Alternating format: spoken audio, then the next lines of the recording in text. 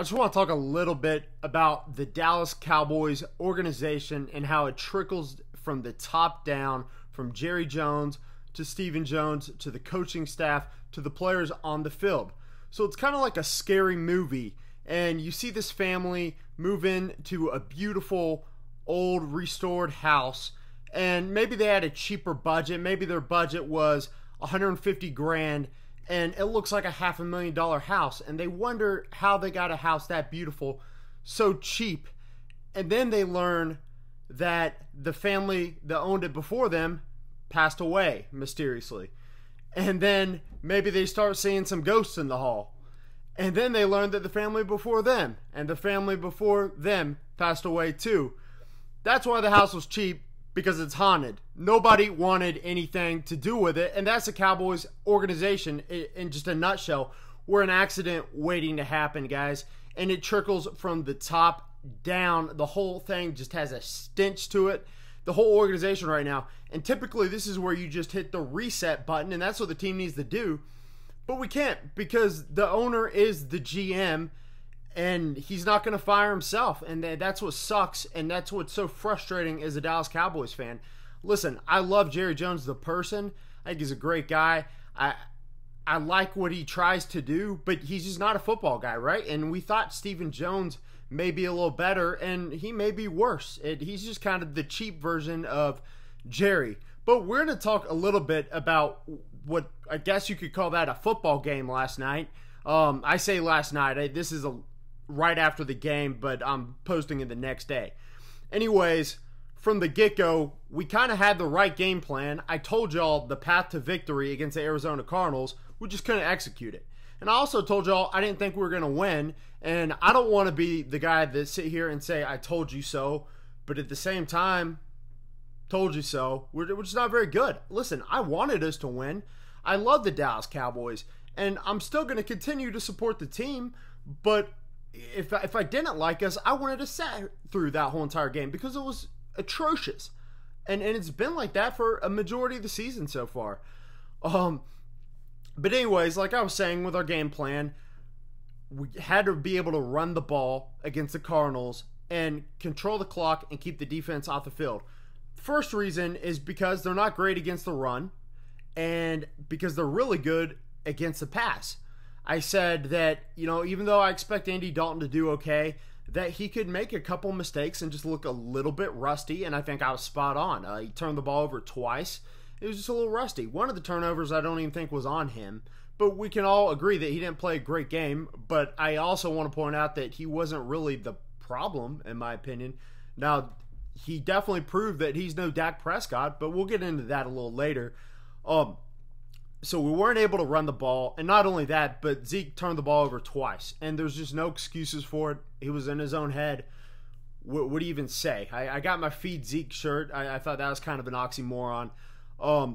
Yeah, so what do you do? I don't know if this is coaching, if it's just mental or what, but it's got to stop. And it just put us in a position to fail from the get-go, because we were never going to win that game after turning the ball over twice and giving up 2 touchdowns, because we gave all we had defensively in that first quarter, and after that, it was done. We had to put up some points to stand a chance, and we just couldn't. And then we had to abandon the run because it wasn't working for us, and we knew we weren't going to be able to go into Arizona with a struggling offensive line and win that game through the air. And not only is the offensive line struggling, but now we lost Zach Martin. I'm guessing had to miss the rest of the game due to a concussion protocol. Hopefully he'll be back next week. Who knows? But right now the offensive line is in shambles. We couldn't run the ball. So am I going to blame Andy Dalton? Well, from the get-go, he was a little rusty. The quick throws, they were pretty spot on. I mean, he wasn't really missing the easy throws, but when he was throwing 10, 15, 20 yards downfield, it wasn't as pretty. He had one throw that definitely should have been picked off. I don't know what happened on that play. It just looked like he threw it right to the defender. The first interception, CeeDee Lamb kind of just got tackled, and then the defender was the only guy there. So was that pass interference? Yes. And then they called pass interference on us on the other end, and it was just a horrible call both times. But if I'm really looking at Dalton, I mean, the receivers struggled mostly because the secondary in Arizona is very good. But Michael Gallup had a drop, and then Michael Gallup got open in the end zone, by the way. Easy touchdown. Michael Gallup got open again, which would have probably been another easy touchdown, and Dalton just kind of missed the throw. CeeDee Lamb struggled. I think he was covered well. Amari Cooper had a pretty big game. I didn't see his stats. I haven't looked at his stats yet, but he was doing some good things after the catch, and it seems like Dalton was building a little chemistry with him. Liked what I saw to Dalton Schultz, and that's pretty much all the positives I could take away, right? The defense showed up for a few drives, and then they sucked the rest of the game. But we knew what to expect. That's why I picked us to lose this week, because we are exactly who we thought we were, guys. Our offensive line sucks. We turn the ball over too much. Our defensive line sucks, mostly defensive tackle. And our secondary sucks. And that is why we lost this game. I said, don't be surprised if Kyler Murray goes off on us. He ran for, 100, maybe not 100 yards, maybe like 75 yards. I think their team in total had like 260 rushing yards. So how are you going to win games when you're giving up 200 plus yards on a weekly basis on the ground? It's horrible. And I just want to bring up one point. I don't want this video to be too long, but does Mike McCarthy bring anything to the table with this new coaching staff that he does better than Jason Garrett and his staff? I can't name one thing. And if we want to make the excuse that it's his first year, well, don't, because you see other first-year coaches having a lot more success than Mike McCarthy right now, notably the one in Cleveland that whooped our tail a couple weeks ago. But anything else, I just don't see it. I know we're struggling with injuries, and that continues to. I didn't see Vander Esch out there making plays. I mean, I think he might have hurt his shoulder again. Hopefully, he's okay. I did think I saw him back in the game after that, but I'm not positive. I really wasn't paying that close attention to the linebackers, other than they could not beat Kyler Murray to the sideline. They couldn't contain him, and that was the story on defense. It's not like Kyler torched us through the air, besides a couple plays to Christian Kirk where we just got burned. But are we really surprised that the safeties got burned?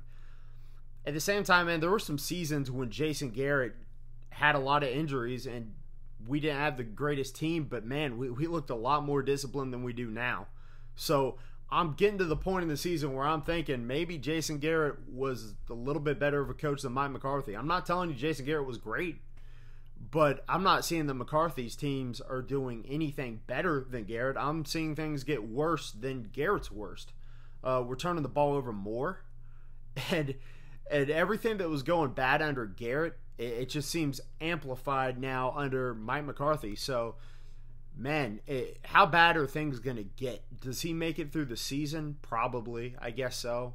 But does he make it past year one? I don't know. Maybe. Should he? I don't know. You tell me.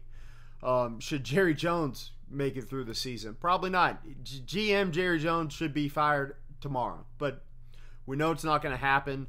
So let's be realistic, guys. Hopefully y'all won't continue to roast me when I don't pick us to win games I don't think we're going to win. I was planning on picking us to win against Washington next week, and I may, because I don't think Washington's a very good team. And we've seen we struggle against the bad teams, but we can compete with them, like Atlanta, like the New York Giants. And I think it'll be similar with Washington. It'll be a back-and-forth, high-scoring game where we may or may not win. But we definitely have a chance of winning that one. But when we play decent teams like the Arizona Cardinals, we're going to get blown out. It just is what it is. Now, for the guys that were hating on Dak Prescott, saying that Dalton was going to come in here and just look all-world with the talent around him, wrong. I don't know how else to tell you. It just, the offensive line is horrible right now. We have one starter on the offensive line. Connor Williams is our worst starter. He's worse than Joe Looney, who was a backup before last season. So what does that tell you? You lose your Pro Bowl center to retirement. You lose your all-world left tackle for the season. Ron Leary was playing at guard. He's gone. He's been gone for a few years now. But at right guard, Zach Martin, lose him for the game. And right tackle, who was playing really well last year and looked to be a big foundation on that offensive line this year, out for the season. So the offensive line sucks. I mean, there were guys going unblocked left and right going after Andy Dalton. So while Andy Dalton wasn't great, man, he was getting constant pressure as well. And defenses have proven that that's how you beat the Cowboys. You just send pressure, because we can't run the ball when they stuff the box and send pressure, and we're not beating it through the air. And that has been the problem this year, mostly because we suck at screenplays.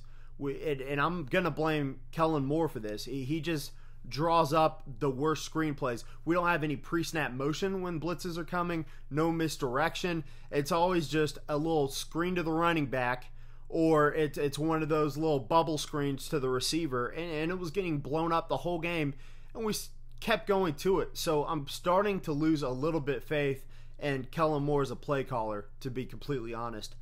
And Mike McCarthy is a head coach, and Mike Nolan, I don't even really want to get started on the defense, because the game was lost offensively very early on, and the defense did no favors. I mean, God forbid if we turn the ball over and don't give up a touchdown. That would be crazy, right?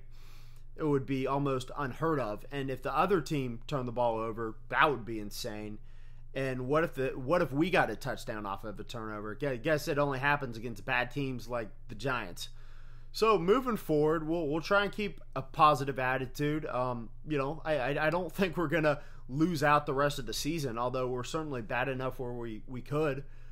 But I'm not. I just want the fan base to know I'm not being a hater. I really love the team. I love the Cowboys, and it hurts me in my heart. It hurts me deep down to my core to see us play like this, guys. It really does.